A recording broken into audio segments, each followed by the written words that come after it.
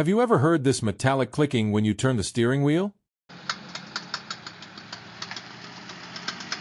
A sound that comes and goes, but keeps getting louder each time? If that's happened to you, you could be seconds away from losing a wheel. Yes, it's that serious when a CV joint is about to fail. And the worst part? Most people don't even know what it is, or why it can cause a major accident. Today, I'm going to explain what happens when a CV joint breaks, how to recognize the warning signs, and why you should check it before it's too late.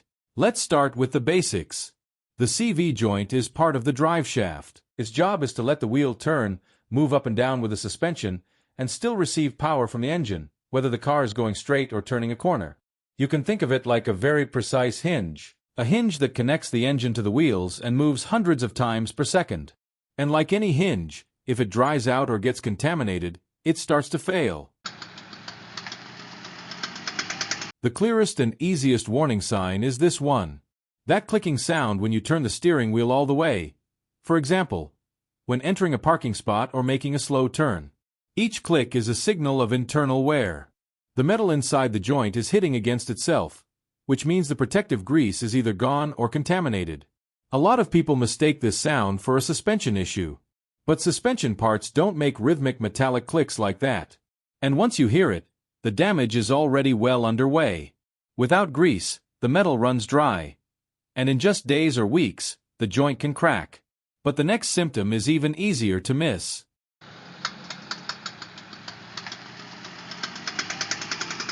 One day you might wash your car and notice little black grease spots on the inside of your wheel or around the shock absorber. That's not engine oil or brake fluid. That's thick grease leaking from the CV joint. That grease is supposed to stay sealed inside a rubber boot called a CV boot. If that boot tears, the grease flies out with every rotation, and dirt, water, and sand get inside. In no time, that mixture destroys the internal surfaces.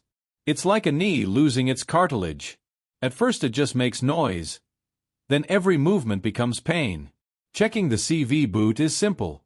If it's cracked or you see grease around it, don't wait for the clicking.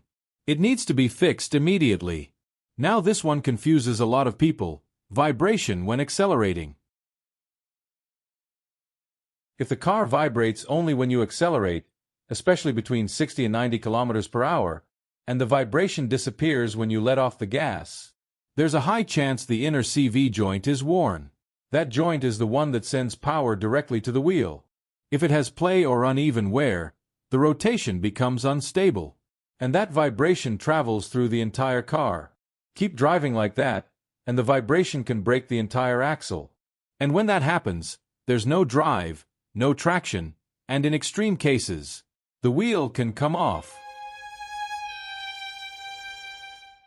So, what happens when the CV joint completely fails?